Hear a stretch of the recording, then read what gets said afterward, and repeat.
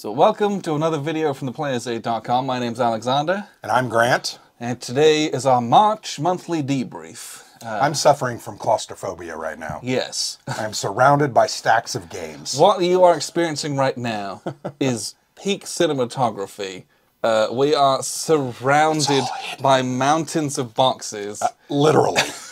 So hopefully it deadens the sound. There's no echoing going on. You're right. Because this month was March was a bumper month of games played. Game-a-palooza. Part of that was we went to Basement Con. And then games we're going to play is also off the charts because we're going to Buckeye Game Fest at the end of the month. So we're going to get a lot of games in April as well. And then our topic tonight has a lot of games. Yeah, it has a lot of things that we're going to talk about. So we thought of a lot of games for it, which I was impressed. Yeah, it was more than I thought, that's Yeah. for sure. So anyway, I feel like I don't know, early in the year it was like, did we play some? Did we not play some? This month there was no question in my mind where we played a ton of games. Yeah. And I felt like we played a lot and that it was really good. I felt like I had a really good month of wargaming and board gaming, and it was awesome. And they were big games too. It was multiplayer games, and yeah, we had a blast. Some very, very satisfying gaming that went on. Always really appreciate going to Basement Con with our friends. That was the third time we've gone. Yes. And we've done it here once, yes. I think. So, yeah, we had a great time. Played a lot. We played like 5 big games over the weekend. We'll talk about this here in a second, but if you want a bit more kind of detail about some of that, we'll kind of blow through some of it here. There was a video that we did, a little debrief, it was us in the car. That should be easy enough to find. Another car video, and we didn't wreck. No, we didn't wreck. But people commented about me having my coat across my lap, which... You know what's funny? I still don't understand that. For you out there viewing this, you don't know, but you put your coat down on your lap and we're like, oh, does this look stupid? Are they going to be able to see it? And you're like, ah. And I was like, no. Not only will no one care, like, you can't see it anyway. It was like the talk of the town. It was crazy. But like, what were you doing? Why are you wrapping your legs up? They're not wrapped up. It was laid across my lap. Why'd you have a blanket on your lap? So is it cool? So part of that is that on the tiny little view screen that we have, frankly, I couldn't tell. Like, it didn't look like it was that obvious. But also, the heads-up display on the camera, there's a lot of stuff in the bottom left-hand corner, which is where that was. Yeah. And so it, like, covered that up. So I was like, wow, that's not a big deal. And then when you watch it, it's like, hey, here's my coat! Yeah, it couldn't have been more obvious. Yeah, so I apologize for that. That was my fault. You don't have to apologize. Honestly, I still don't understand why people commented about it. But like, you asked me, and I reassured you it wouldn't be a thing. Because I could have just here we are. thrown the coat in the back. The reason I didn't throw it in the back is I had my insulin in it. Yeah. I had my phone in it.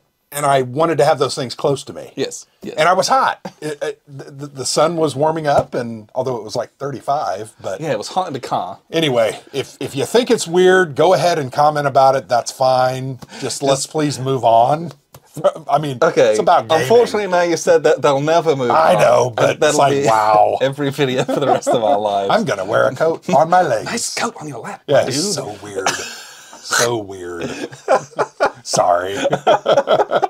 Oh, while we're speaking of clothing, nice new shirt I got here. Look at this. Quite fine. You can buy that on our web store at Teespring. Yep. There's a little link just below this video. Indeed, it's probably on display.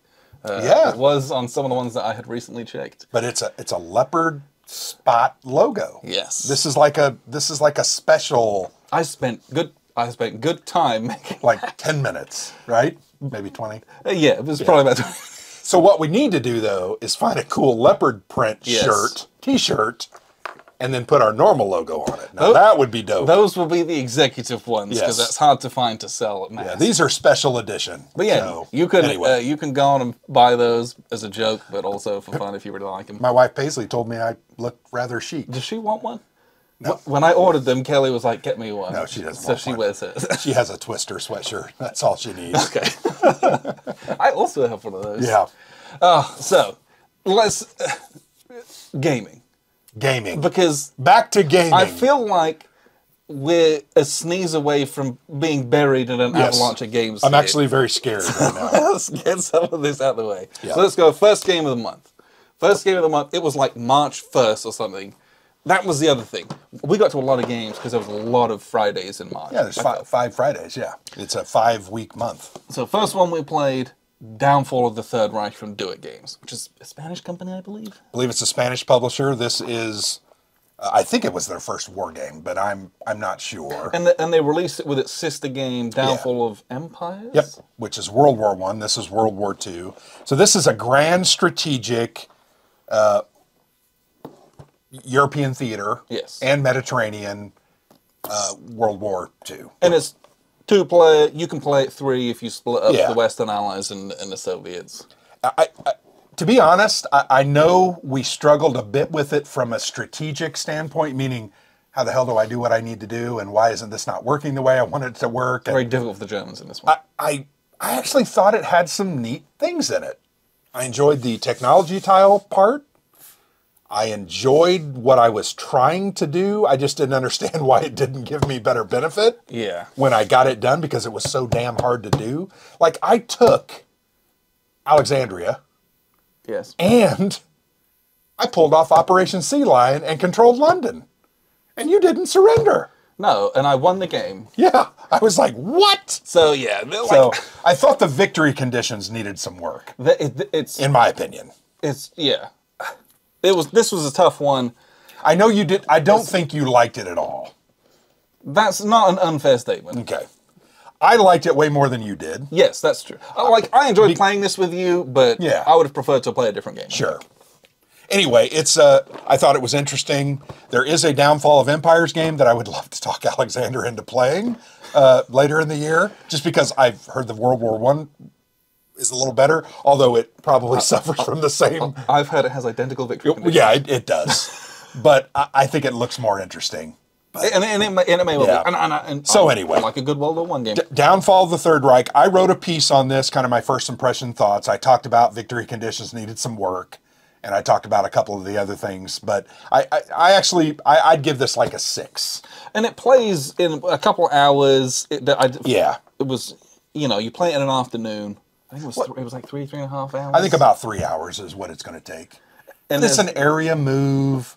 Yeah, it's not a complicated. No. So it's lots of dice rolling. I just thought it was interesting. So anyway, that was our first game of the month. Yes, and there's a full review for that coming later on. Yep. Okay. What did we play then? Warfighter. You played? No. I played a little bit of that before Basement Con. We went to Basement Con, basically. Basement Con was like the second weekend of the month. Yeah, so the week leading up to Basement Con, we got a big off shipment of Warfighter World War II from DBG. We're very grateful for that. So, Warfighter World War II, North Africa. I played this solo that week leading up to Basement Con. I'm a huge fan of Warfighter World War II, and more Warfighter World War II is always welcome in this house. Well, and we have Mediterranean as well. Which was also played. So I played this solo. Yep. And then we went to Basement Con. Yep. And wish we had taken it with us. Well, we would have played it in our hotel room that night. Yes. Because it's just... Yeah, it's just fun. We love it here. This is the mainstay. It's just fun. I just enjoy it. I enjoy it because it tells such a really cool narrative. Yeah. And it's the mechanics are neat. And we play it co-op. And it's great. It's fun. I love it. So I played this solo. And then we played this co-op after Basement Con. And then we played this co-op. Yeah, we played this a couple of times co-op. We played this once co-op. And then I preferred this one because you're playing as the Italians. I think it's unique and interesting. Yes. So this is the first World War II box set where you play as one of the baddies, the Axis forces. Without one of the little box expansions. Yeah. Because some of those you can play. Yeah. So, really liked it. I also played... one of the expansions for this, where you play as the Aussies, and you play against the Italians instead of it being the British or the Germans. That was punishingly difficult. Okay, because it was the Bardia campaign, so that was very, very, very tough. Yeah, great little system. If you haven't played Warfighter, you need to play it because it's that good. That's one of those systems where they keep churning them out. I'll keep playing. We'll keep playing them. Yeah. So. Let's run down what we did do at Basement Con. Yeah, we did a lot. So, first one up here. Let's go ahead and let's pull both those. We played Land and Freedom. Yeah. This is a 3-player co-op, semi-co-op game about the Spanish Civil War. You have a moderate, an anarchist, and a communist faction. You're working together to defeat the fascists, but whoever defeats them the best and has the most glory will win the game. And if you lose, you all lose together. Yes. Everybody loses. So And we lost. There are bots in this. You can play it solo. You can play it 2-player with 1 bot. Or you can play it 3-player. We met with a friend of ours, Brian, and we played this at Miniature Market. They had a nice little gaming area. That was a good experience. I enjoyed playing at their tables there, and we met some people that were playing Birth of America series. It was 878 Vikings. They were playing 878 Vikings, But with cool miniatures and terrain. Yeah, it was very they cool. made a 3D board and flocked it out, and it was little 15mm or 28mm miniatures instead of cubes. It was wonderful. And in talking to them, a couple of them knew the Player's Aid blog, which I thought I was very flattered to hear. But it was so cool because they meet every Thursday. They were retired gentlemen in their mid to late 60s, and they met every Thursday and they played a couple of games every single Thursday. And I just thought that was really cool. And they were both very welcoming, very friendly, and I'm sure that, there are people out there that you could game with, right? Oh, yeah. Just like show up and be nice You just need to find them. Yeah. Yeah. But this game was very interesting and unique. I enjoyed it quite a lot. I enjoyed this a hell of a lot more than I thought. I'm not sure. I thought it would be good. I didn't think it would be as good as it ended up being.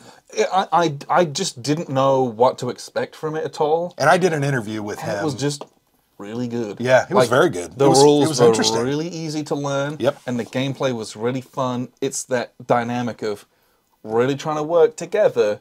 Yeah. But you're also trying to get that initiative so that you can seed the bag with your stuff more. And so that you draw those out at the end. But the more that you fight for that, the less you're fighting the fascists. Yep. And that's the wonderful balancing act of a Spanish Civil War game is how much infighting can you get away with and still win the war? Yeah. Or do you sacrifice the war and then you all lose because there's too much infighting? And we all lost, so that's just the way it is. Very difficult at the end of this game. It really feels similar to States of Siege in some ways with the different areas. Yeah, not the tracks, but the areas. The principles of it are very similar. Kind of interesting, but it had a lot of very cool... I enjoyed this. Alex Knight, I think, did a hell of a job on this. This is his first published game. Really good. And Blue Panther published this, and... rules are really easy, really clean. Player aids were good. Really liked it. I enjoyed Land and Freedom. Really, really enjoyed it. Then, later that night, we played Pericles. So we showed up at Mike's house and brought Brian in tow, right, which I think he was a little surprised by. I'm glad he came. Yes. And no, we are not axe murderers either. No. But he came, we played, we started this at 5:30. Then we played until and I think we played till right at 11:30. Full 4-player game. I think we did was it the 9-turn scenario? And I think we got through. Yeah, it was we did the whole hog. 6 or 7. Yeah. And it was, I think it was clear that the Athenians were probably going to hold on. Yes, it was. The Spartans were too far behind. Well, we had done a hell of a job, Brian and I, in defeating your navy, and then taking out two or three of your bases right in the Isthmus of Corinth. Yeah, and that was just too hard to come back from. And we kept getting punished because we could never get those event cards. I don't remember what they're called, but it was like the Will of the People ones. Where it was you have to go and complete these missions, otherwise it's -5 glory. You guys would lose that glory. We lost 2 of those, and it also you would lose your Strategos tokens. We'd lose 5 of them, so we were in a hole and couldn't get out. But it was funny. It was funny because Mike, our other friend, who you were playing with, he was the Aegeid, and I think you were the he was the Iropontid, and you were the I was the Aegeid. Yeah, and the cool thing about this game is it has an element of hidden orders movement. Yes. And you're laying your thing down, and you can't remember what you're doing, and then you put them in the wrong order, and all of a sudden, before you know it, you're like, oh, crap, I put those backwards, and now I can't do what I wanted I had to walk away from this table. I know. It was pretty funny. He had put them in the right order, but he had spent too many strategos earlier so he couldn't fund them, and we needed 4, and he only had 3 or something, because we had to, and it was like, and that So that lost us 5 glory, and it lost us strategos for the next one. That's Yep. what made us not be able to do anything complete the one next of those couple of rounds, cards. yeah. And it was this. And it was a mistake, and it was Yeah, dumb, but it it was was like, hilarious, it was like, though. why we were gonna win? One thing I would say about Pericles, I still, even though we've played this 3 or 4 times, like yeah. multiple player times, I still am not sure I understand fully. It's a very rich game. Yeah, it's very There's rich, a lot but in here. I struggle with the strategy. I know what I'm doing mechanically. I just struggle with the strategy. Yeah, doing what I'm trying to do effectively and It's efficiently is very hard. Very difficult. And part of it is the asymmetry built into the Spartans. Spartans are absolute tanks. Their soldiers will just kick the crap out of the Athenians every single time. So if you think you're going to hold out, that way you're not. You've got to move around, spread yourself out, control a lot of area, score a lot of points, and then destroy their navy so that they can't get around. And I think every freaking time, I think, I'm going to build up my forces and I'm going to be, and you just can't do it. No. You just can't do it. But this is one of Mark Herman's finest games. Yes. I believe it's one of my favorite games of his. Not my favorite, but one of my probably top 4 of his. And this is one of those vintage Mark Herman games where it rewards you playing this a lot. Yeah. Because there's also a lot of like exceptions Yeah. and extra rules and things to remember. And the if you're more- not playing this a couple times a month, you're going to forget those things. Yeah, you want to So- have those in your memory so you're not like, oh shoot, I made a game. mistake and that was actually pretty significant. Great game. Really Yeah. love it. Always, I love it. Always love getting a 4-player Yep. game of that in. That was wonderful. And we've actually played it 4-player in the last 6 months twice, which Yeah. is very awesome. Yes. So, So then the following day we played the big bad boy of the month. This Which- is my Eurogame gosh. Central. really nice game. I'm going to let Europa you talk about this one. Universalis, the price of power. This game is massive. So this is a... Packed with stuff. Yes. So Europa Universalis, originally a board game, then it was made into a computer game that went through 4 different iterations. Yeah. And now it's back into a board game form. This is huge. It weighs 60 pounds. And this is the deluxe Uber edition. Yeah, it has everything pimped out. Oh, and it has like the campaign up until 1821. It has 6 players in it. All the wooden pieces, all the metal Yeah. coins, all the extra dice in it. And this was one of the, because whenever we got a basement con, it's like, all right, we're going to do like 2 massive games, one on Friday, one on Saturday. And often one of those games is something new that's come out or something that we kind of want to try. This was kind of that for this year. And it was very big and Very it was deep. very complicated Very punishing and very slow. and very slow. We played for almost 10 hours, Yes. and we got about half of one age done. Yes.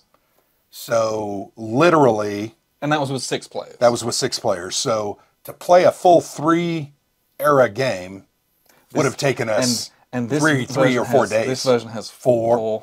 It would have taken us 4 or 5 days then. Yes. And I would say this game has merit. I think I've said that a couple of different times. It has some very interesting systems. I love the way you deal with your different monarch, whatever you call them, powers, Yeah. administrative, military, and diplomatic. Love that. I love that mechanics. I love the way the cards work. It's just very, very hard to do what you want to do. And yeah, Very and it hard. takes a long time. It does. This is a little bit of a 4X, a little bit of a Civ builder, There's and, some diplomacy in it. and a good chunk of Euro game as Yeah, well. This right. it's managing all your resources, spending them for cards, Which I actually building liked things. that. I really liked that. That was cool. Yes. We played for 10 hours. We had 1 or 2 combats. Everybody else was doing alliances and marriages and trade routes, and we just never got very far after 10 hours. And I think after 10 hours, we were all exhausted Yes. and kind of said to ourselves, okay, that has some merit, probably not for us. Yeah. And I think that's what we came to the conclusion. it's a 45-page rulebook with no pictures in it, No. basically. And it is very dense. And you have to know, you basically have to know everything in it. Yeah. Because each individual rule is not complex, but 45 pages of not complex rules all layered and interwoven together is very complex. Well, and I want to show you, this is one of the player aids. Now, we made copies of this. Yes, yes. But this is like is this the peace resolution? I mean, these things are so deep. This is your main player aid. We made copies of it. I think this one is this is a BGG one, which has more detail in it. Yeah, I think this one was pretty good, but it's just this game is so very deep. It's massive. And for some people, That's this great. is going to be like their game. And it's funny, we're wargamers, and somebody made the comment, well, when the wargamers say it's too long, it's probably too long. And I just think there's too much here. But it's also like not really a war game. No, it's not. Like this is you go into that thinking this is a Euro Civ builder Yeah. that has combat as an element of it, but you don't got to do a lot of combat. No. You can do it through all sorts of diplomatic or other means Alliances. as well. There's a ton of stuff. I mean, it's got like there's a religious element to it. There's political control. There's vassalizing things, and they got allies. There's everything in it. It is so interesting, though. Once we figured out certain things, like I decided I'm going to attack this guy because if I take him out, I get all of his holdings. And like, why didn't I do that before? But we didn't understand that. And it's hard to do that. But to be able to do that, you have to put his capital under siege, and you have to have a bunch of his other territories in other regions under siege. Yep. And so you have to have lots of armies for that, and you have to have moved them there. And so that's costly. If you have a bunch of diplomatic and administrative monarch power, you can't do. You can't do a lot of fighting. You've got to have lots of military. It's an interesting thing. I will say this has some merit. I think with the right group and the right mindset and a whole long 4-day weekend, I think you could get through this and people would really enjoy it. And there is absolutely a market for people out there for this, and there will be people who are like, this is the best game ever, and this is like our group's favorite game, and we play it all the time. And that is, I could totally understand that. It's just not us, right? It's unlikely that I will ever have the time to finish a game of this. Whereas Here I Stand, which this game was told us that this will replace Here I Stand for you. Or it could at least. Here I Stand, you can play in 8 to 10 hours and play a full 5 to 7 round game. Get all of this in a different way. It uses totally different mechanics. Yeah, and this one goes much further. I would rather do Here I Stand. Yeah. I would. We love Here I Stand. I don't think that's a secret. And I do think there's some merit here, though. It's just not necessarily for us. Yeah, if someone can teach you this game and they got a copy at your local game store or your local game group. Well, and you're willing to sit down and do it for a couple of weeks at a time. That's what it's going to take. And there is a solo bot in here. If you wanted to sit down and learn it that way and to push it around for a month, you can absolutely do that. Yep. So Europa Universalis, The Price of Power. Beautiful production. I'm just going to put my back out. Yeah, right. Don't hurt yourself. Beautiful production. Very nice. Maybe just not our cup of tea. No. So that was Friday. Yes, which then we played. We finished that, and then we played Eclipse. Eclipse, Second Dawn of the Galaxy. So this is like Eclipse Second Edition. Yes, I have Eclipse First Dawn of the Galaxy. And now I have Eclipse First Dawn of the Galaxy. Yes, give it to you. Maybe. I don't know if I need another game. So this is the second edition of that. In it's just, they kind of refined it, tightened it up, and then pimped out the components, basically. Yeah, very nice. And put it in a second edition box. We picked this up from Miniature Market, where we had played Land of Freedom. This was a game that, like, when they announced it, I was like, oh, cool. And I'm like, you never play this, and I've got the first edition. And then they had it, and it was like... You can't resist. Yeah. And we had a blast. We played and it was amazing. 5-player game. Everybody had fun. I love this game, and it's a game that I would... Because it plays in 3 to 4 hours instead of the 6 to 7 hours of TI4. Which is also awesome, but this is a shorter, quicker, and it's more a little bit streamlined. simpler, a bit more streamlined. And the changes that they've made to this with the combat changes... Did we ever figure out if it was actually 1 turn shorter? Oh, I don't know. Okay, we need to look at that, because it felt 1 turn shorter. Yeah, I can't remember if the base game was 9 turns. That's what I remember, and this was only 8. Yeah. But then they changed how combat works a little bit, and it was like... The combat changes were fun. really good. And it really made a big difference as well. It did. They changed those dice and really made it unique. But yeah, I absolutely loved that game. That was that. And then it was kind of the big... Like... part of me is like, yeah, we're gonna play all these other games, but like really, like I got a basement con because we're gonna play something like this. We're either going to play Here I Stand or Virgin Queen. And I think I prefer Here I Stand. We've played both. I think that's fair. I like Here I Stand. Now, I don't not like Virgin Queen. I think it's also very good. Yeah. I just like this one better. Virgin Queen's a 10. Here I Stand is a 12. 10.5. It's a 12. This is, and I tweeted the other day that this is the best game ever. That was pretty funny. And I would like to qualify that by saying that this is my favorite multiplayer game. Yeah. I think that's what I really meant. But because, sure, we haven't played them all, but like, Sure. the theme of this is a theme that I love and I'm very interested in. Yeah. The gameplay is exquisite, and playing it with 6 experienced wargamers. That's the way it's meant to be. Especially if they've played this game more, because the more we play this, the better it is. I think that was our 5th play. Yep. And we've enjoyed it every time. Every single time. Maybe it was our 4th. And it's getting better every time. Well, as you become more familiar with each of the factions, you start to understand what they can do and how that affects you. I played the Habsburgs. You played the French. Yes. We were at war to start.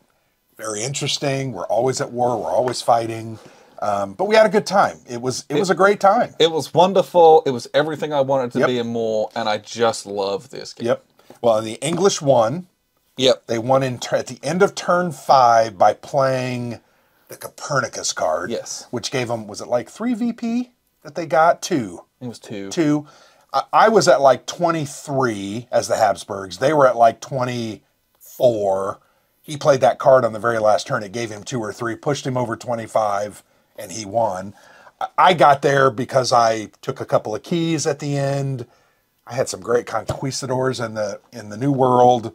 And it ended up really tight. Oh, it was very tight. I think everyone but the Ottomans was in like a really... And the Ottomans was played by a guy who had never played the game before. And he did well for himself. He actually did well, but he should have put more pressure on Vienna. But it was funny. He put pressure on Vienna, and I busted out Charles V and 12 dudes in a field battle. The Pope blessed the dice. I rolled 7 5s and 6s on those dice. I think it was more. Well, I hit him and killed every everything. single... I took his leader. And he killed like 2 back. I took over Belgrade, and it was over. I broke his back.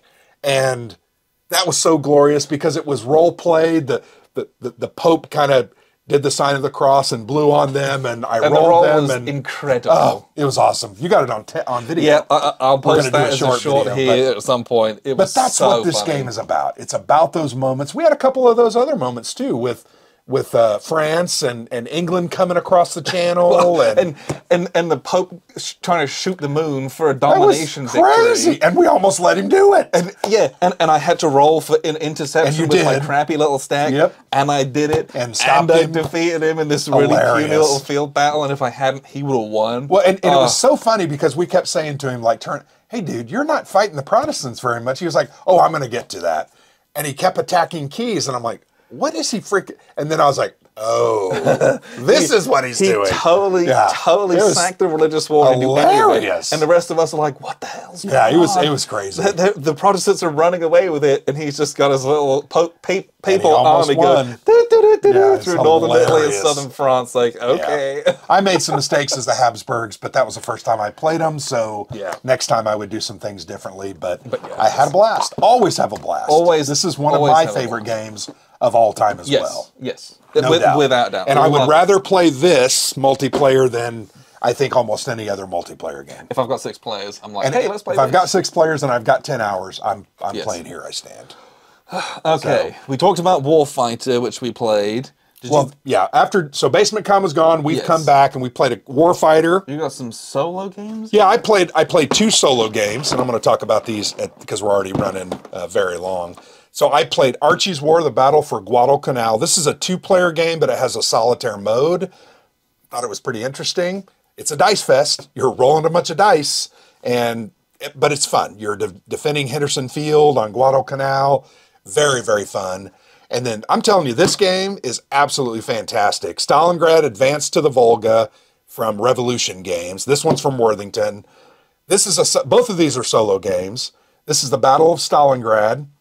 It's an 8-turn game, and you got to take over 30 areas, which is basically every area on the board by the end of 8 turns. And it is so cool. The movement mechanic is so unique. The combat mechanic is very unique. You got to worry about supply. You're rolling for supply. It's a dice fest. The Soviets are static defenders, but they're very, very cool. They have unique abilities, and when you flip them over, you don't know what you're going to get. And all of a sudden, you're like, oh, crap, I can't beat that guy. And you have to bog down. Then bloody streets start happening with snipers killing you, and it's just unique. So I love this game. Have you won this game?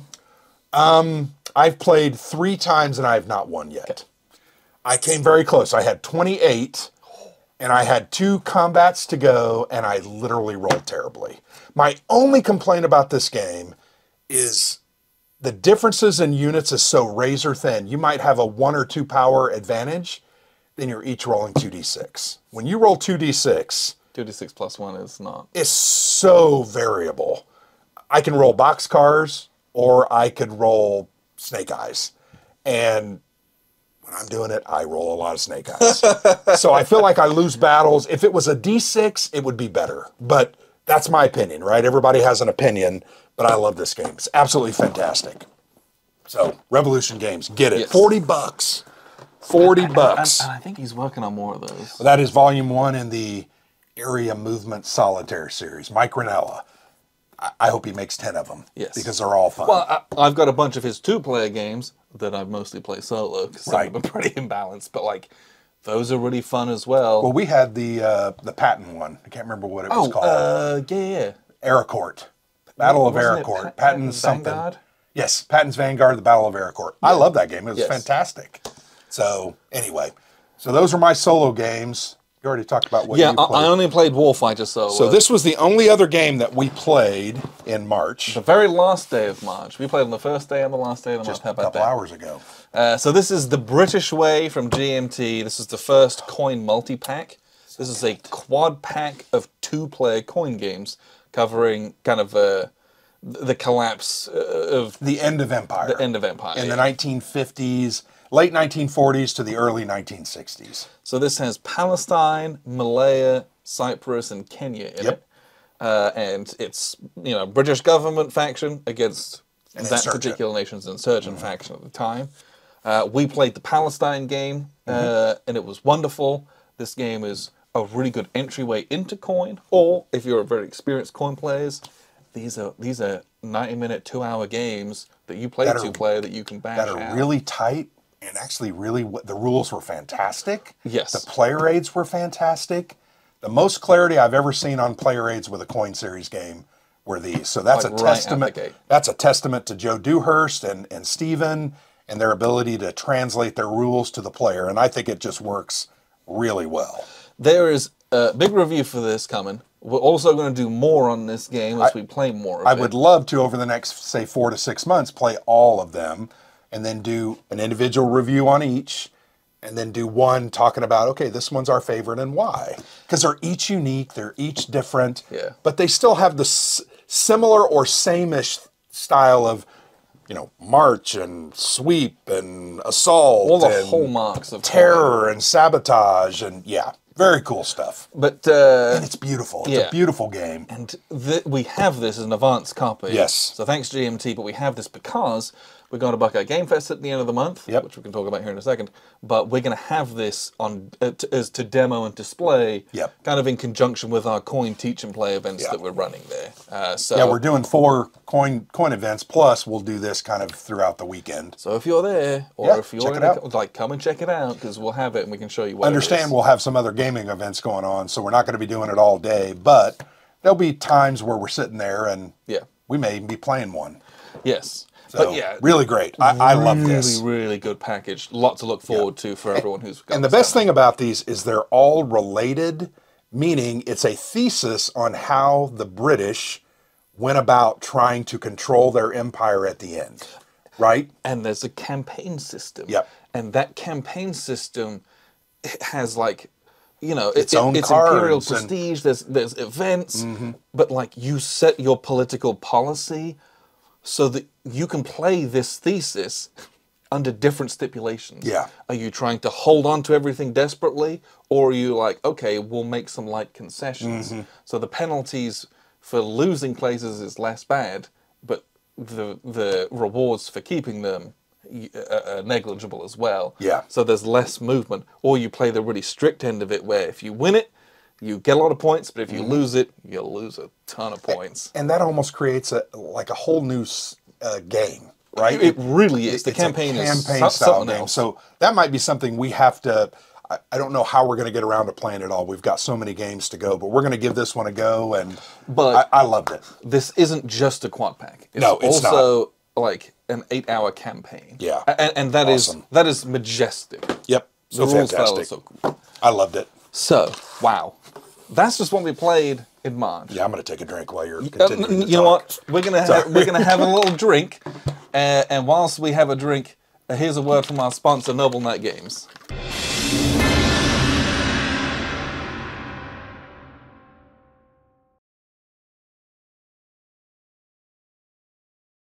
What a great sponsor. Wow, really, They're just good people. really appreciative to Noble Knight Games for sponsoring the Player's Aid. Yeah. I use We their actually, website we got these dice off Noble Knight more Games. than I care to admit. Yeah. Didn't we get these dice off of? Those ones we didn't. They had them on there. Okay, we decided to get them somewhere I else. got them from the same place that I got the Okay. Airborne Dice because it was. I bring easier up that these way. dice because we went on a little bit of a hunt over the past couple of weeks trying to buy all these nation-specific World War II dice, six-siders, right? Yes. Because when we play these games, we love to have these dice. And Yeah. So I had a bunch from like tabletop wargaming because they come in some of Yep. those box sets that I bought. I've over always the been years. jealous of them. And we use them like, hey, we're playing a game that has, Germans and British, so let's get those dice out. Yep. And so it came a moment where it was like,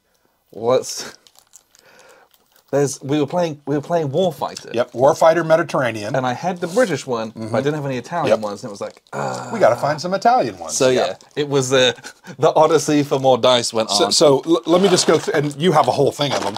These are first Airborne British, yes, right? there's the British Airborne Dice. These are beautiful, absolutely beautiful.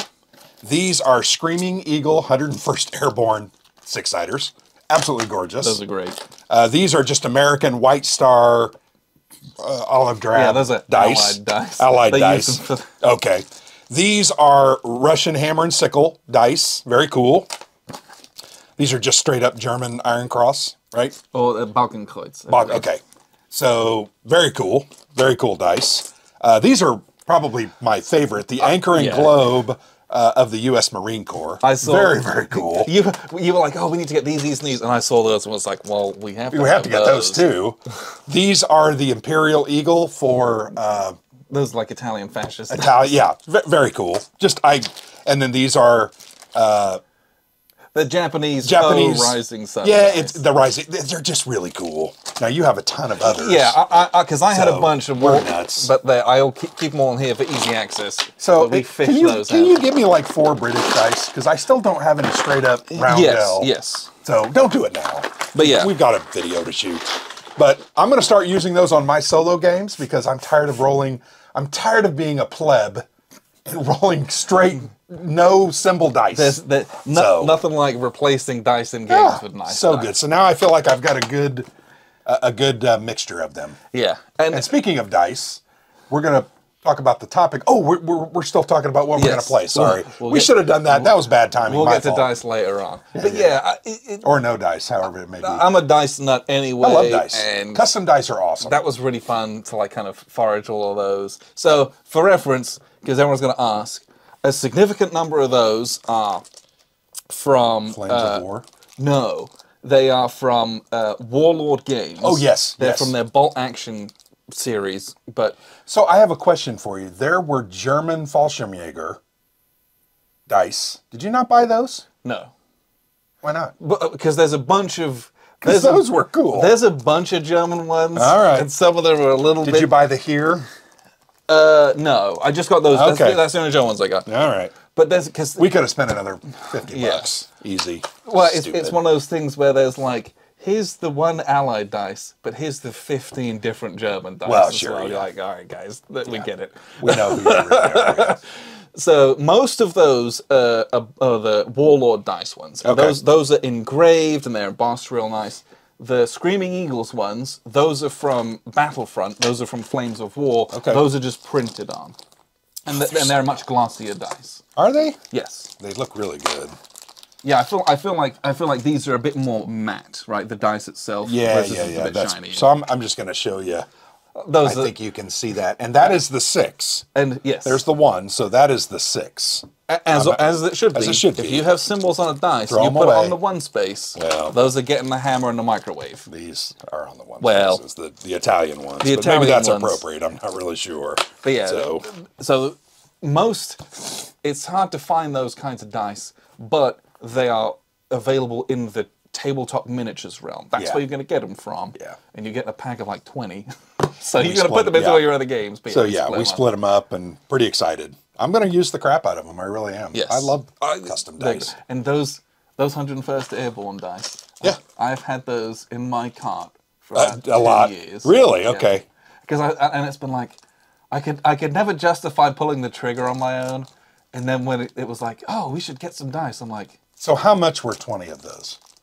Those ones, like $22 or $23? Yes, something like that. It was not $1 bad. a dice for most of them. Not bad. Yeah. Anyway, So dice, our dice obsession. dice. Yeah. So, what are we going to play in April? We have big plans. Yeah, and so a big part of that is fueled by Buckeye Game Fest. Yes. So we'll get to those here in a bit. But I think games that we're going to play regularly in the next couple weeks. Yep. Inferno's next have week. Inferno from GMT Games, the latest in the Levian campaign series. This one is Guelphs and Ghibellines, or however in the hell you pronounce that. Right. Correct me. Someone's please going to do. correct us. This one is by Enrico. Is it Acerbi? Ackerby, I think. And Volko. Very excited for this. I did Yes. an unboxing of this and just. I have a looking written through it. interview on this on the blog. On this The one. colors of this game are wonderful. Oh, it's just beautiful. It's just really nice to look at, play Yep. with, and I'm very interested to play this because this one Has treachery. Well, so, and it's nice to see the progression of these. So Nevsky was kind of like the base game.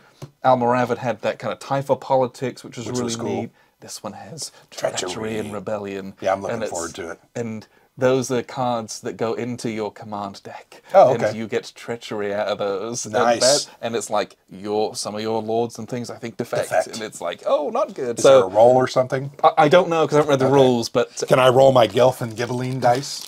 we need I to don't make have those. those. GMT, please make those. But like, yeah. I'm Levian campaign is a great very series. excited for this. Yeah. We'll play this for a couple weeks. Yeah, we're going to play it at least for 2 weeks because we are terrible strategically at it. Yeah. And we want to mess around with it the first week, share our thoughts, and then we want to dive into it and really try to figure it out Get the a next solid week. review out of this. Looking forward to that. So yes, very excited for this bad boy. Then we're going to play... We're going to play a new game. Ooh, it's so cool looking. Fighters of the Pacific. This is a Just off Kickstarter. a tactical air war 2-player game, Pacific little Theater. hex game, and you play as fighter squadrons going to attack each other, but also then trying to bomb little island targets Or aircraft carriers, yeah, or naval other ships, targets. Looks great. No miniatures in this. No. It just has all cardboard pieces. cutouts. So this was how much? $40. That's a bargain, right? I got it from Boardlandia. Never bought a game from them before. It's just an online retailer. Yes. I ordered it on a Tuesday evening at about 9 o'clock, and it showed up Thursday evening at about 6. Come on. Unreal. Come on. And it came from, I want to say it was Wisconsin somewhere. Yeah. So, very cool looking game. You're going to unbox it. Yes. We're going to try to play this month. There's scenarios, so some of them are 45 minutes, some are 2 hours. Gorgeous looking game. Yeah, it's just cool looking. I've had a nose through it. Looks I awesome. love the planes because one of the sides of the plane has clouds on the background. The other side has the water. So that's your elevation. And it's just cool. They have everything. They have Kates. They have Zeros. They have F4F Wildcats. They have SBD Dauntless. They have TBD event or Devastators. Something else I'm trying to remember. They've got it all. Yeah. I mean, it's just every Japanese and American aircraft you can think of in the Pacific. So it's in this game. This is a 2-player game. Yep. But it has a one solo player and 4-player options Yeah, as well. yeah. We might want to take this to Buckeye Game Fest. Yeah, we'll play this on our figure out how own, to and if squeeze it it's in. good, Sure. and I don't think there's a doubt it's going to be good. but is it rewarding for 4 players? No, Or do I they get just it. kind of cut I your get game it. in half, and you're like, I get okay. it. Yep, I get it. So I'm very excited for this. Very this excited is for that. Something neat that. So I think, and then we're also going to play with our brother-in-law Gary, yes, who is coming this week on spring break from Utah. so we're going to play this next week. We're going to play this on Wednesday or Thursday evening.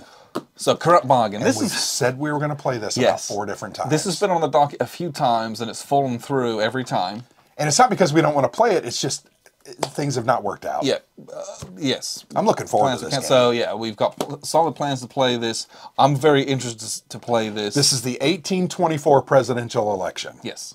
Very cool. Al Berry, Decision Games. It looks like a great concept. Yeah. And I'm very interested in playing it. Yes. So unique. So that's sure. that one's also definitely getting played. Yep. I think everything else. Well, I've got a solo game that I'm going to play. I'm going to play. I also have one too. You do? What is it? It's down there. It's in the blue box from Legion. Oh, where the heck is it? Well, here, you hold this underneath. one. It's okay, I'll get it. underneath that paper. Yep. Oh, I forgot about that. I've got this too. Mine's clipped. Yeah. So, and I'm going to play it. So first, the Moog, Mogadishu 1993 from White Dog Games. Dave Kershaw, very simple, 4 or 5 different scenarios. It's a very cool little solitaire game. Looking forward to it, but I would call this kind of Black Hawk Down, the board game. Yes, for legal reasons, we can't call it that, but we would. One of the scenarios is literally that situation. So, which I'm sure is awesome. Yeah, it looks great. I've got it set up on my table. There's nothing in the box. So it's set up on the table. I've read the rules. I've started pushing counters around. I'm going to play it this week. So looking forward to that. Yeah, I'm the Moog. I want to see, because a lot of people are like, they've got it too, and I want to see if that's good. And I'll do a playthrough and a review as well. Solitaire on my end, Aces of Zavala. I know you have a copy of this. Well, I've already clipped mine, and I'm also going to play this because it looks really interesting. I clipped this last weekend. Okay, I did too. And I was gonna set it up this week, just didn't happen. Yeah. So I'm gonna probably play this at some point this month. I read the rules.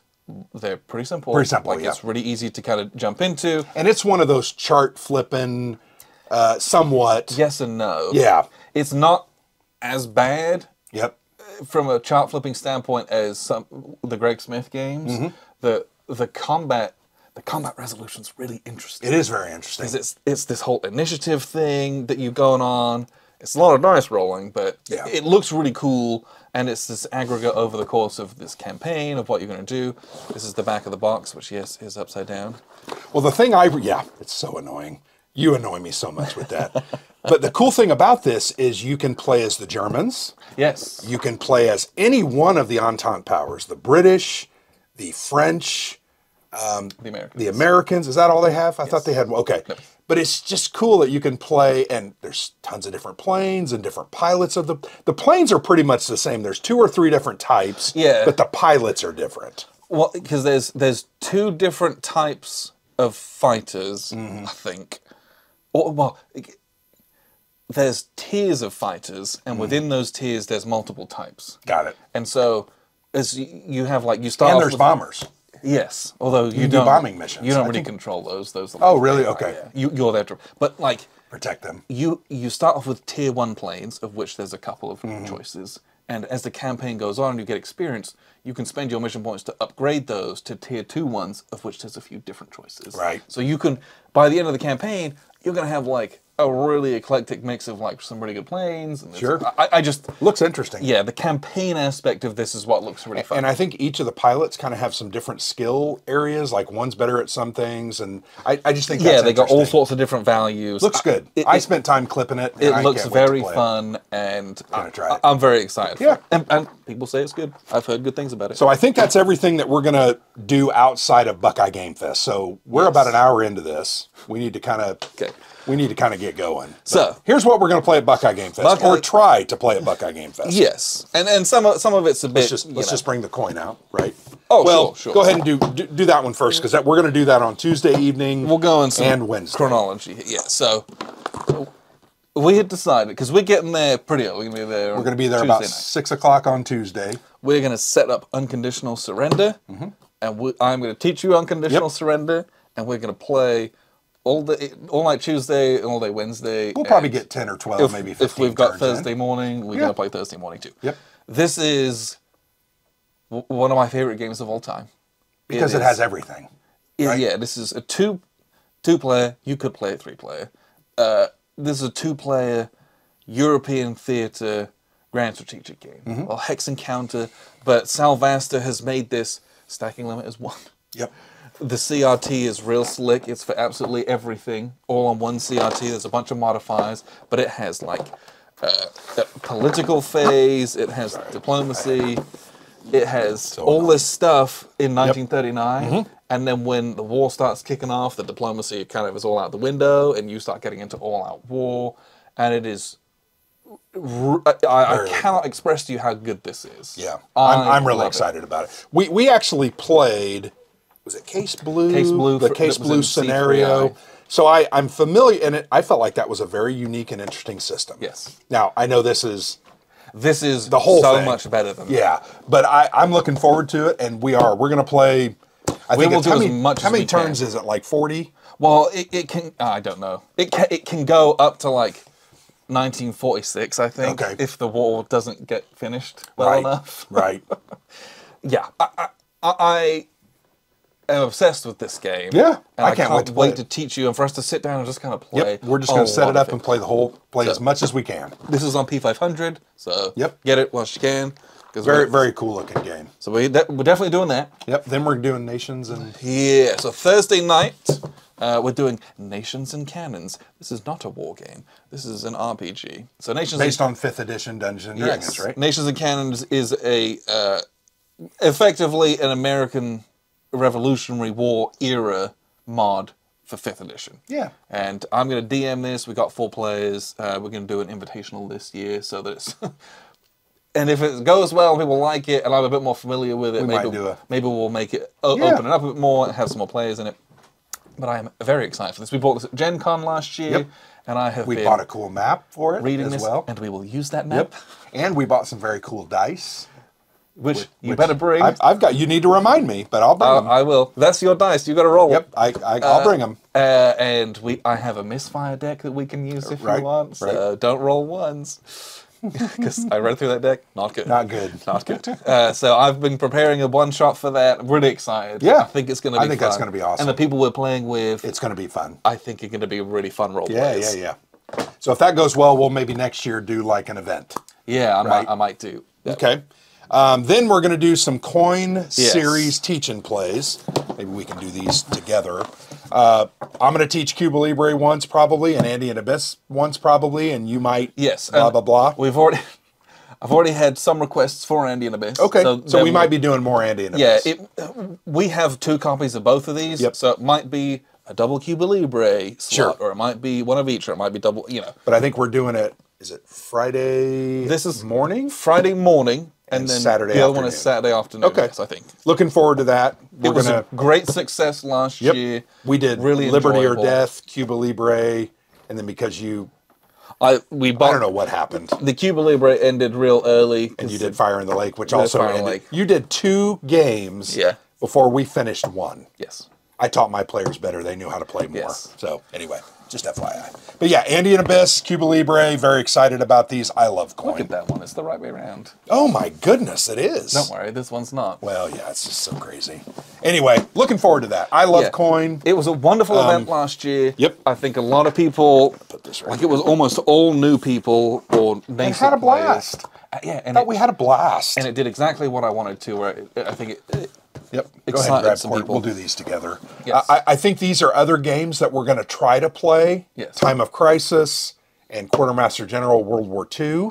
This one I'm pretty sure we have players for. Oh, okay. Did people sign up? Well, I didn't open the event, but I'm pretty sure that we've got people who want to play it at that time. And I have the Iron and Rust. Are we going to play with Iron and Rust as well? Does that add more players? No. I think it just adds more cards. We can. I don't care one way or the other. We can. But I'm excited about both of these. If we can play one or both, I'm going to be. I love this game. I love this game. We've never played this game. No, this is new. I played the World War I version Okay. at UK Games Expo, and it was really fun. So I hope that this is as good. Yeah. They're just. I've heard this is a diceless war game. It is a diceless war game, So very unique. more about that later. Why don't you just maybe. leave that one up on the table? The last thing. The other things that we're going to talk about trying to play, we're going to do a Flames of War event, right? So, Miniatures. yes, it's Battle group. It's battle group using all my old Flames Flames of of- War stuff. A battle group's easier and better. That is an open event, so if there's tickets available, go buy them. I know some people have already signed up for it. Yeah. But that we're going to do a company level game, and each player is going to have a platoon plus assets. So like 8 or 10. So you'll have Pieces. 30 guys. Oh, okay. In 3 squads of 10. If Okay. it's the British, and they have detachable Bren teams. Okay. And then probably some kind of a tank or a gun crew, A recce something vehicle, like that. something. So each place has something like that. So Okay. Big 4x6 foot map, all the terrain. Nice. And then the German side will have that. It'll be a blast. I'm looking forward to that. We're also going to take, I think, games like Maria, Friedrich, Yes. Kingmaker, and whatever we end up playing, we'll end up playing. Yes. So, going to have a good time. So, wow. That's a lot of games that we're going A to lot of play and games. try. And we might also have like pickup games of things whilst we're there, Sure. right? Who knows what else we and might we'll get do into. Artemis, Artemis Bridge Bridge Simulator. Simulator. We're going to have a good time. So much fun. Yeah. So, that's That's all our the gaming games. plans. So, real quick. Wow. Kickstarters. Yeah. Speaking of Kickstarter, Here's one. Kingmaker Just fulfilled, second right? edition. Yes. So Everybody on Twitter and Facebook, I got my game. So, everybody. this The whole world. was one of the cleanest and best Kickstarters I've ever been a part of. Okay. It was in. Why? It's, For what it's reason? almost like I do it on purpose. Yeah, it's so I annoying. don't, but it's almost like I do. As this, I just shot an unboxing of this today. That's Got part it. of the reason. Okay. But Whatever. Kingmaker is a game. So, this is War of the Roses. yes, So that's what it is. So much looking forward to it. this has been on John's shelf, Sure, for eons. and he talks about it, and everyone talks about John, it. our father-in-law. And when at UK Games Expo last year, Gibson Games were there, and they had this as a second edition. I was like, "You what?" Yeah. I'd never heard, and they were like, "Yeah, we're doing a second edition." They changed the victory conditions and how the game plays. And I'm like, "Yes." They Yeah. solved all the problems with the original Kingmaker game, but they also printed the original Kingmaker game on the back of the board and gave you all the components for it. So you can play it classic. If you're nostalgic. If you want, you Yeah. still got that. It's just much nicer than your old version. There you go. So I'm very excited But this for this just game. fulfilled, Yeah. literally. It's rare that we get to talk about games being fulfilled in our Kickstarter Yeah, yeah, segment, yeah. but hey, we got one Cool. really clean Kickstarter. That So- was in like September, October. It finished, Got it. and it's now Here. end of The, March. the other 4 that we're aware of, there's 4 others that we know of. One, we've already mentioned, it's Fighters Over Europe, Yes, which is the follow-up to Fighters of the Pacific that we already talked it's about. this, but Europe. That's starting, I think, the 3rd week of April.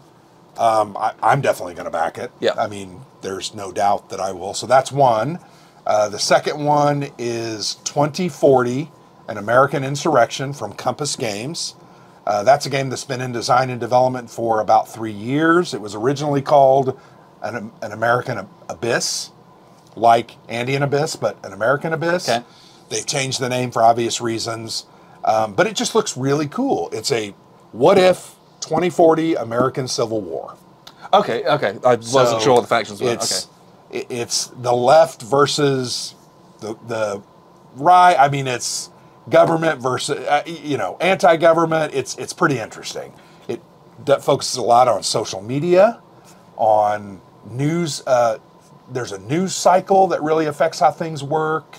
It looks really interesting. Edward Castronova is the designer. I have an interview with him coming out on the blog on Monday. But that's Kickstarter number 2. The third one is JU87 Stuka Leader. Stuka Ace from Lock and Load. Lock and Load on GameFound. Yes. Gottardo Zancani. Yes. That's his name. And that is a solitaire game. Yes. Looks really cool. yes. It really does. I think that one is already off and running. And then the fourth one was The fourth one is Heroes of the Pacific. Oh, yeah, yeah, Guadalcanal. yeah. So that From Devil uses Pig Games. that Heroes of. Speaking of which, Heroes of Normandy, Battle of Caen was supposed to be here this month, but it's been delayed has about been 30 delayed. days. So we have that coming, which I'm excited for. I don't get mad when Kickstarters don't fulfill immediately, but I get mad when they tell me something and it sounds like BS, and then they come back to you miraculously, oh, it's even worse than we thought. And it's like, come on. So what they did is Fun Again Games, that's going out of business, said that they would fulfill their thing. Now, when a company's going out of business and they tell you, I'm going to fulfill your last Kickstarter, are you going to go with them? They did. Because their people are going to quit. People got to find jobs. So I think that's what happened. They can't fulfill it. So now they got to find somebody else. I thought it was a bunch of hogwash. And it's only affecting the American backers, ironically, which is so interesting. I know I sound really entitled right now. But it just infuriates me. Be honest. Tell me a month ago and don't dink me around. Because I want to play that game. Yeah, I'm very excited for it. And they've got, great. so they have a Pacific version coming real soon as well. Yep. Small scale tactical game, not minis. They're kind of counters. It looks cool. And the only other thing is that D-Day Dice reinforcements funded. Yeah, we had forgotten to mention that last month. Yeah. Someone was like, hey man, you didn't mention D-Day Dice. And we backed it. And I'm like, yeah, we had backed that. Yeah, hilarious. And it just slipped my mind. Yeah. Like he said that, I'm like, yep. I have no idea how I didn't mention that last month. So we had backed that. A simple little dice chucking fun game with all these, extra bits and pieces. Probably not a war game, but that's okay. But historically themed, cool looking dice chucker. Sometimes you just want a fun game that you can play with people and then not like, oh, this is an intense war game. Sure. I believe that is everything for that. I'm sure there's more if you want. If you're still with us. Yeah. So if you're still with us, it's time for the topic of this month's video. We always do a topic. Yes. We've prepared a topic. We take topic suggestions from our patrons. Yes. This month. If you are a $5 level patron or above, I make a post every month, and you can suggest topics so you can influence what we talk about. We're very grateful to our patrons for all of their support. This month's suggestion comes from Mark, and it was a good one. It was. Mark was asking about recommendations for diceless games. Oh! Yeah, after we've just spent more money than I care to admit on a lot of dice. We'll use those in other games. We use dice in every other game, but some people don't want dice in games. They want some of that, it's just a different style of game. Yeah. So we're going to go through. We probably have half a dozen or almost a dozen. Yeah, and that was what surprised me when he said that topic. I was like, okay, I guess. Well, when you sent it to me, you texted me. Yeah.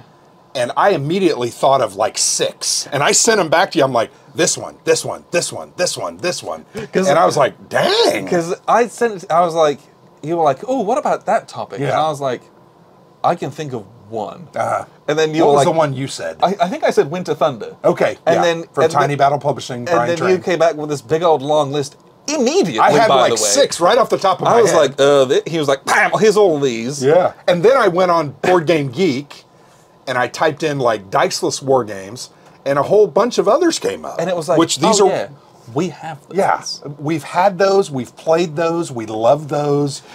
So let's talk about them. Yeah, we put together a massive freaking pile of these, and it was just fascinating to be like, oh, we do have a lot of these, and I have played a bunch of them. Well, and it's funny because if you asked me, I don't know that I would like I just don't know that I thought I would like games that didn't have dice, because to me, deterministic combat is not great.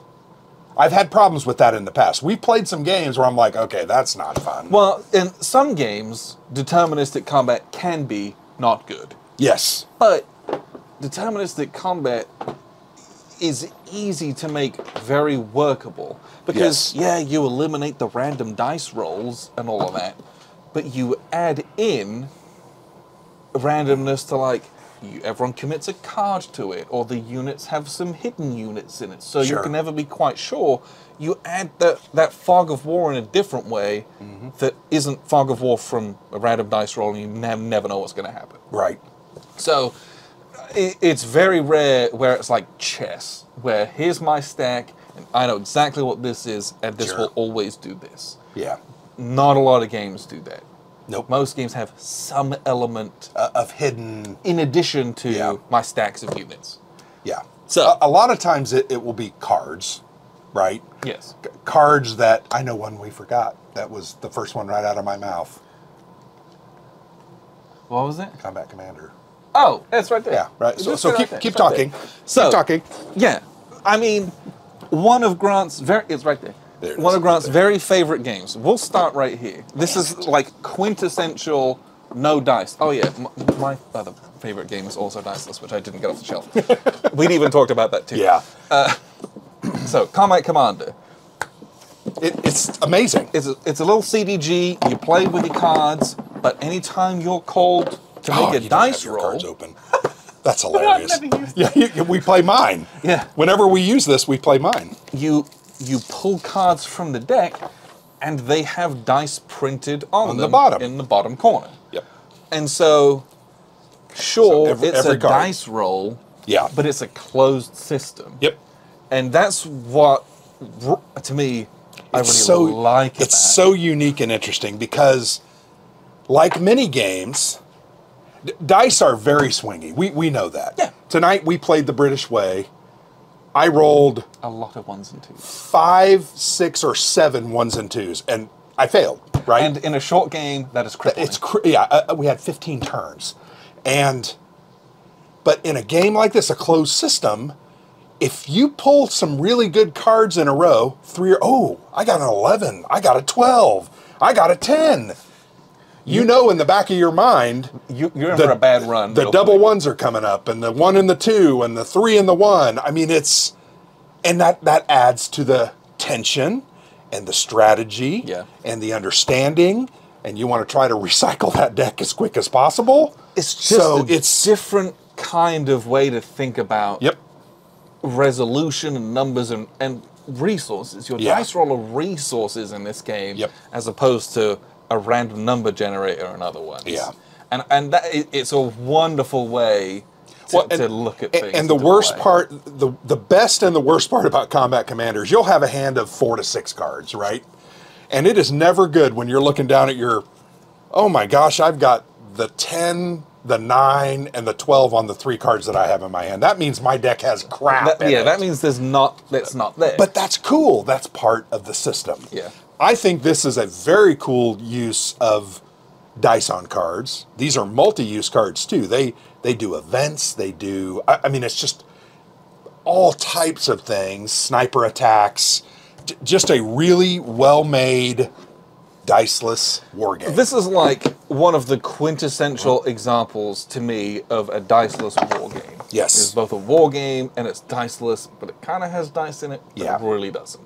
And that's the diceless part of it is one of the things I love about it. Whereas the dicelessness in some of these other games, it's just like it happens to be part of the game. Right. Here it's such a strong feature that I love it. The other thing I like about, I've done some series of strategy articles, and I did a little statistics on the dice, and it's like 32% of the time you can generally expect to get something over a 7.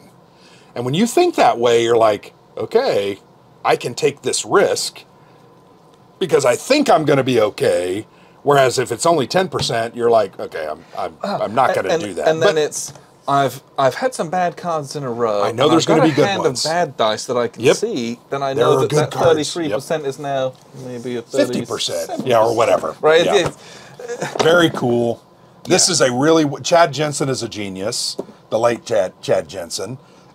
We own every volume of Combat Commander. I in fact have Resistance coming. I bought it from a gentleman. Yes. I'm very excited to clip and get that one ready to play because I've always wanted to have that one, but it's out of print. Well, and if you don't, GNT has these Combat Commander nation packs coming out. They do. On P500s. It's a great way to get a lot of addition to your game if you've just got the core game at this point. real quick. Yeah, what was the... Oh, yeah.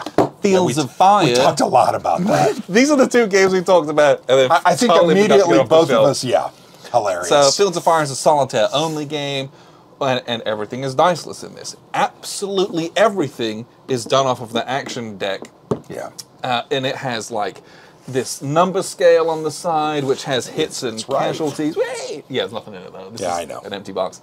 It has, like, how many commands that you get, or how many subordinate commands you get. And then on this side, it has a bunch of icons and keywords. If you're making, like, a spot check, you pull a number of cards. Does any one of those have the binoculars on it? Yes. Hey, I succeeded at that check. Yeah. And then it has, like, a hit casualty table at the bottom. Yep, right here. Absolutely everything. And then down here, it tells you, like, who it goes to and what happens Got as well. it. It's wonderful, but again, I love it because it's the same feeling as Combat Commander. Mm-hmm. This is this closed system, and you're like, hey, cool. I've pulled a whole bunch of these explosion icons. If I throw a grenade, I'm not going to pull any more. So I don't know if that's particularly realistic. And some people might say that's totally unrealistic. And it might be, but as a game, it's a fascinating exercise to work through. But I love that. How many times in anything that we do in life, sports, dice rolling, you've had a bad luck run of bad luck, right? Yes. You've rolled really poorly 5 times in a row. You always say, you're due, right? I played baseball growing up. Might have struck out 2 or 3 times in a game, but somebody would say, you're due, and then bam, I hit one off the wall. And that's the way life is too. Oh, I've missed 3 or 4 shots. I'm due. Boom, I got a shot. Yep. And if you can put a game together that doesn't use dice, war games are notoriously reliant on dice. Yeah. Everything's a handful of 6-siders or a 10-sider, and you look at a CRT, and there's nothing wrong with that. No. But if you can design a war game that works as well as these two do, and these other 5 or 6 that we're going to talk about, or 8 or 10 or 12, it's phenomenal. So I think we brought out the big guns first. Combat Commander and Fields of Fire both are excellent. Yes, those are both excellent. Those have good reputations, and they're both favorites here at the Players 8 as well. Yeah. We already talked about Pericles. This doesn't use dice. Nope. Right? Everything is based on deterministic combat. This is much more deterministic than probably any of these other ones. And it's deterministic because losses are based on types of units that you're attacking with. Yes. Right? So a Spartan unit, 1 cube does 1 elimination. Or is it 2? Does 2. Does 2. And it takes like 3 for it to be eliminated. Right, so so you know going into a battle, okay, he has 3 Spartan cubes, I've got 6 Athenian cubes, I'm going to lose everything, he's going to lose 1.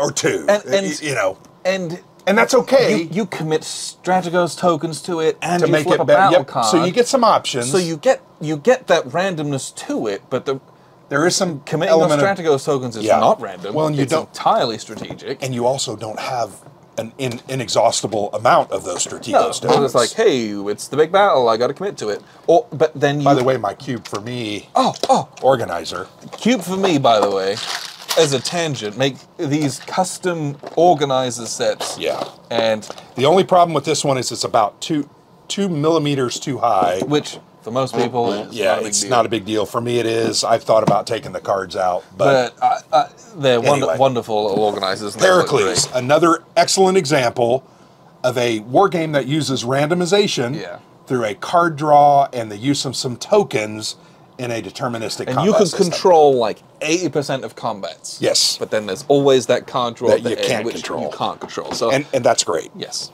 So that's a great example.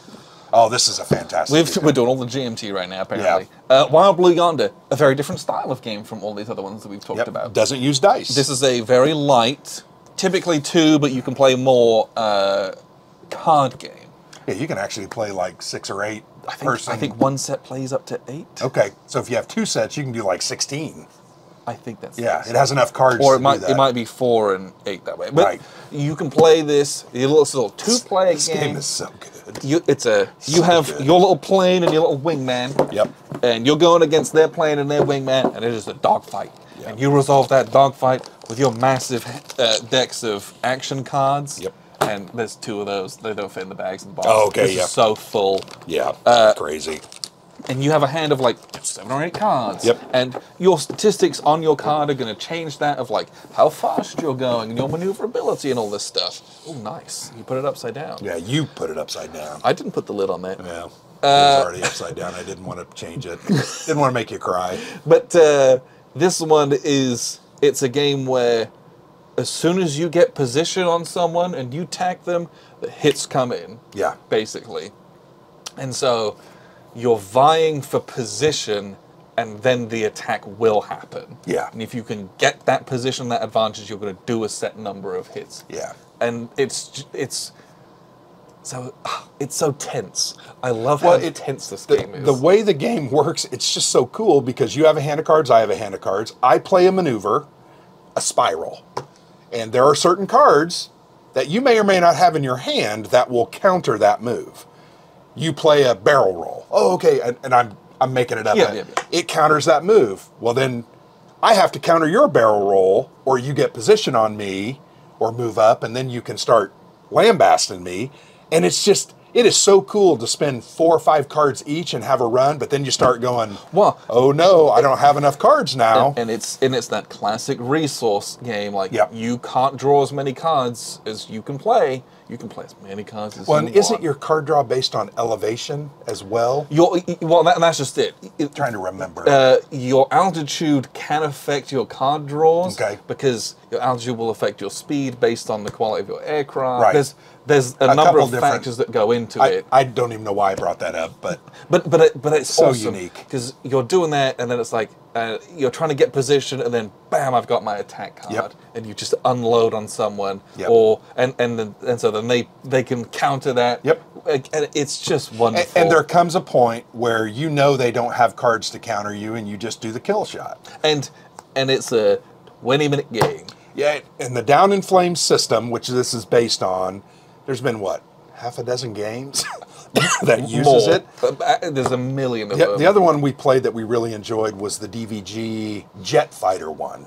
It was called Down in Flames Locked On. There you go. Fantastic game. Way more bloody than this one. You can take 3 or 4 hits here with a missile, you're done. Yeah, as soon So- as someone gets a lock on you You're with their done. air-to-air missile, you're just like, okay, I'm done. You Yeah. die. Those games are 10 minutes. These games are 20 minutes. Yeah. so very good system. Doesn't use dice. Dice. Fantastic use of cards. And frankly, this is a game that I would love to play at any time because it's 10 to 20 minutes and it's Yeah. over. And it's light and it's quick. Yep. And it's it fun. does exactly what it's trying to do. And Wild does it Blue really Yonder well. from GMT Games. And that set Love it. has everything in it that you could want. There's so much in there. Yeah, this is kind of like the quintessential set. They've kind of... Yeah, but I think they've got a new one coming out. Oh, really? I No, I think that's a think someone's... Lee Bremicone's system. Is it? Yeah, I don't think it's a Down in I Flames. think I swear I maybe saw I'm someone's wrong. making a Down in Flames. Maybe set, I'm wrong. Another one. Okay. Well, who knows? But yeah, those Okay. are wonderful. More GMT. Well, I'm gonna switch it up a little bit. This is another game that we played this 2 summers ago for the first time. Really cool deck building game. Yes. On the French and Indian War called A Few Acres of Snow. Martin Wallace. This is known as one of his finest historical designs. Doesn't use dice. Nope. The combat system uses cards that have a number of rifles, like crossed icons, muskets. So a militia has 1, a regular has 2, a leader might add 1 or 2, and then siege guns are usually like 3 or 4. And it's a matter of when you play sieges, it takes a couple turns too, by the way. You can only siege the one spot. Yep. And you're trying to like stack all these icons Yep. in there, which hurts your hand. Yep. Because they're not Because there it can't where be they done should with be. anything else. Yeah. Yep. So it's kind of, you play those cards down, and then your opponent who's defending in the siege, you're playing cards they're putting out, them out. and it ultimately, you win or lose based on how many symbols you have as compared to theirs. And it's a commitment of resources. It is. You've got to be prepared for it. It's really good. The other really cool mechanic in this game is they have kind of a reserve area. And you can take some of those soldiers and you can put them in that reserve area. I think you have to put them face up, if I remember correctly. Yeah. So they have to be shown. but then you can take them in your hand when you're ready to do a siege. So you're not carrying those things around for 4 or 5 turns, but you've got a plan. And that's the other thing I really like about this game. I really enjoyed this game. This was a really fun game. I had a great time with it. I got destroyed, but I enjoyed every second of it. But diceless combat, done very well, in a very unique and interesting system. And this is a 2-player game. Yep. I don't think you could reasonably play this solo. Not in No, any there's too much hidden meaningful way. information. But I think it's And a it's a wonderful... Euro. It's a Euro style game. It's a deck builder, really. Yeah, but it's so really good. neat. Really, really So neat. neat, and has such a good combat system. Well, we have Quartermaster General. It is World War II. We just got this Yes. a couple of weeks ago. From our good Noble friends at Knight Noble Games, Knight yep. Games. I have played the World War I version of this, played it at UK Games Expo. It was wonderful. And it doesn't use dice. It does not use dice. This is all about, and it like barely uses pieces either. Right, you only It's like have a couple- You have one yeah. thing in each space, basically. Yeah. But Such a unique and I hope interesting that looking this game, is as though. good as the World War I one, because what I loved about it is that you have to cooperate with your allies. Sure. But you also like... That's all the pieces you got. You got like 10 pieces here. Yeah. That's Because it. there's not many spaces on the board, Nope. and it's like, you have to occupy the spaces. Yep. And only one piece can ever be in one. But it's like, I'm going to knock out this thing in my turn, and then the Germans are going to counter punch, or there's like a big hole in my lines, and I won't get a turn to do that, so I need my Allies other ally to- to help out. The cooperation in this game when you have max players was really fun. Yeah. So I'm hoping that this has that same Yeah. really good element to Well, it. and this version of the game, I think, has like 6 or 7 little expansions in it. Yeah, this was like So- an Uber bundle with everything in it. We'll try to get the base game played. I'd love to play it. I think it has, is it 5 players? Can I do 6? I was trying to, I can't see player count anywhere. It was on the side of the box. There you go. 2 to 6 players. 2 to 6. So I'd love to play this, and it's like 2 hours. And playing it Right. 2-player almost kind of sucks because you have 3 hands of cards. Got it, yeah. Well, I'm looking forward to this, but this also has not deterministic combat, but no dice No to dice. resolve combat. Yes. Very cool. So, Yes. Quartermaster General, Next, World War II. Next up, I have 1815 Scum of the Earth, and I also brought along 1066 Tears to Many Mothers, which we have not played, but it is the same system as this from Whole or Nothing. This is so good. Just so You'd be grand. hard pressed to call this a war game. This is a card Sure. game with a war theme on it, Sure. and it is beautiful. Yep. But this is a game of you're building your troops and different troop types and getting adjacency bonuses or column bonuses in this little tableau. And then the resolution of battle is comparing my power against your military power, and then like I don't know what they called it, like the influence, like there was like the influence, Yeah. and then yours, Yep. and so it was a comparison of strength, and the difference was how much damage you would do or how many points you would score on that Yep. particular victory bit. Well, you're really struggling. It's getting late. What are those called? Areas. Weren't they called areas? But isn't it like a objective? Objectives. An objective. Thank you. Yeah. So, yeah, it's comparative strengths and differences. So you're Yep. desperately trying to knock the enemy down and build up your strength. That's how the combat is effectively Yep. resolved. The other thing I liked about the combat system in this one, there really is no combat system. Not really. It's a dual thing, but you're fighting over central objectives. And it's about utilizing your cards and making their unique abilities line up with other unique abilities that your other cards have to do the most damage and the most control to these objectives. And I just think it's well done.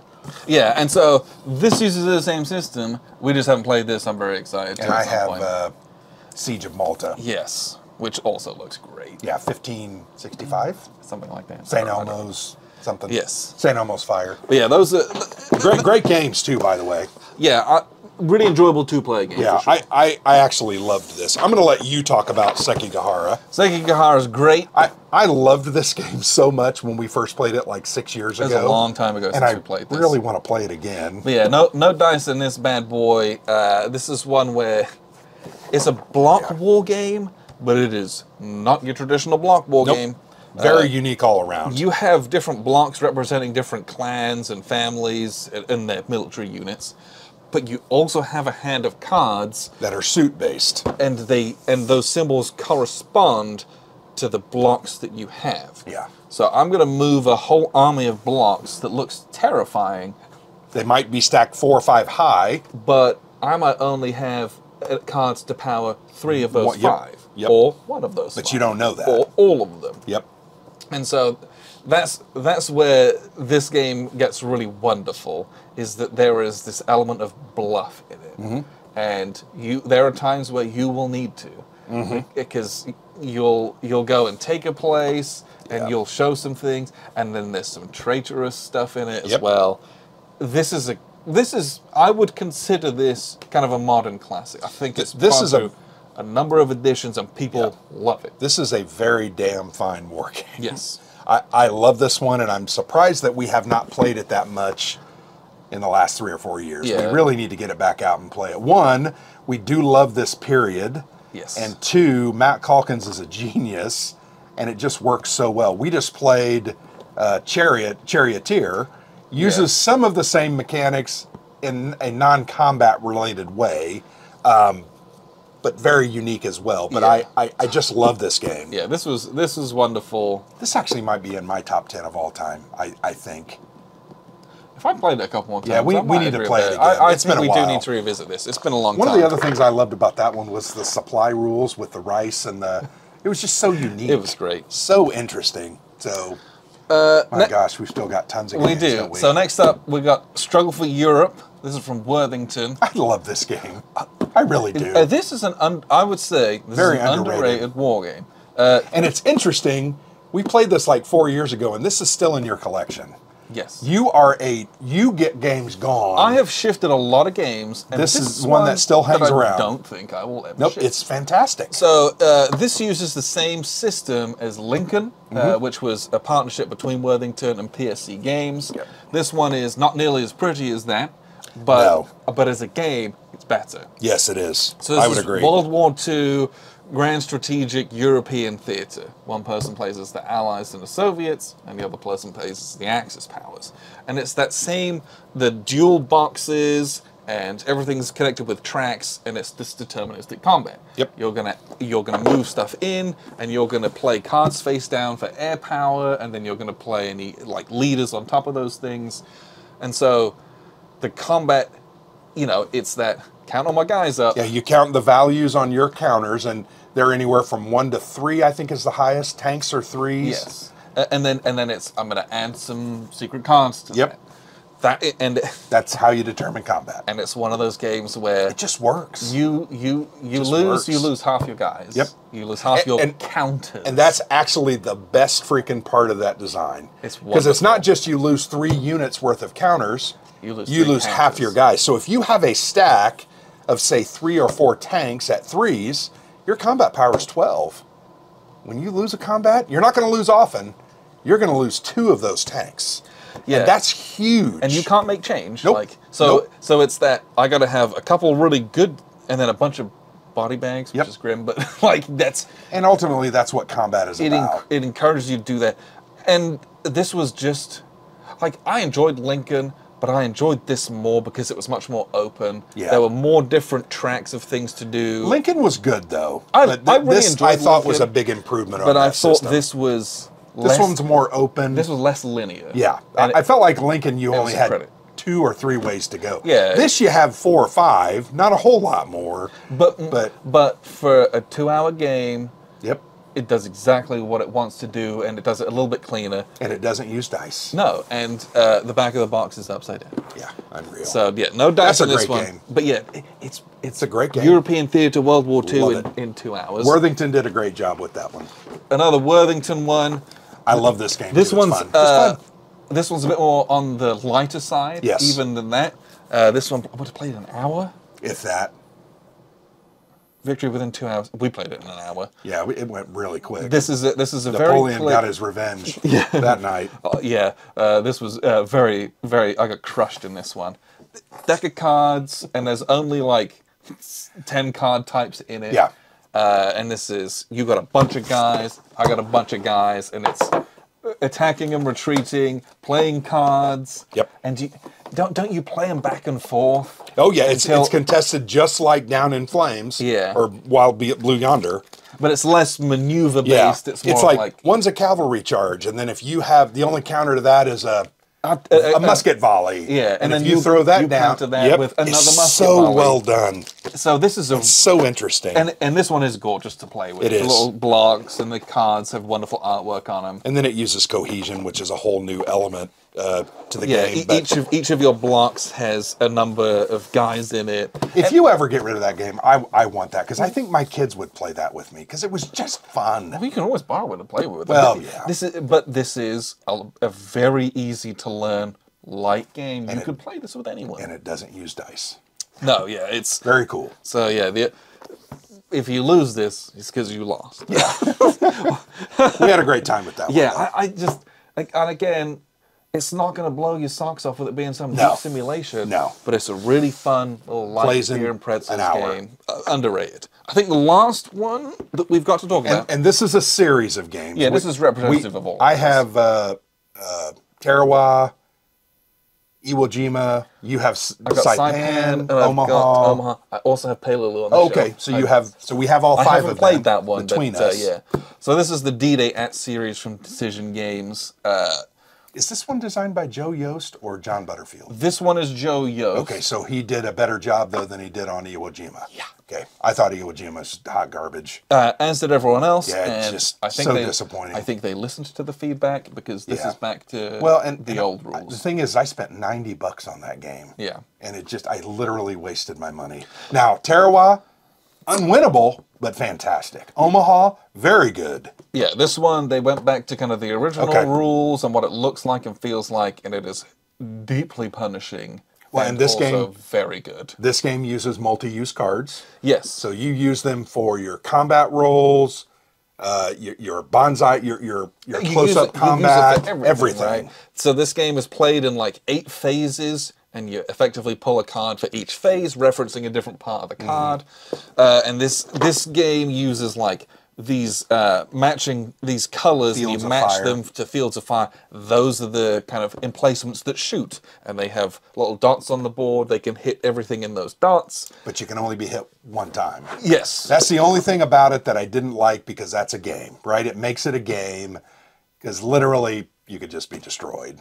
But anyway, But it is just part of it. It's brutal. it's a great game. It's great really system. cool. You just roll through it. You get into a flow of You it. don't roll dice, but you roll through the sequence of play, Yes. pulling your cards And it's- that and act as dice. Yeah, so Great games. not Great Iwo system. Jima, but pretty much anything else. And is the thing solid. about Iwo Jima is it's such a big battle, and there were so many other good things about it.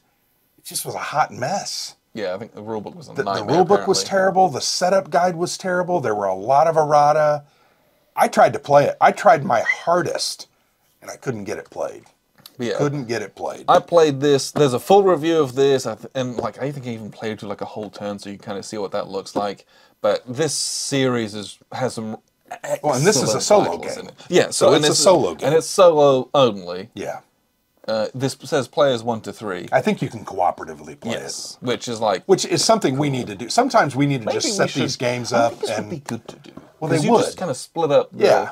And they're fun. Yeah. I have played Tarawa 3 or 4 times, and I've enjoyed Maybe every we time. should do that for Peleliu because We should. We should. Okay.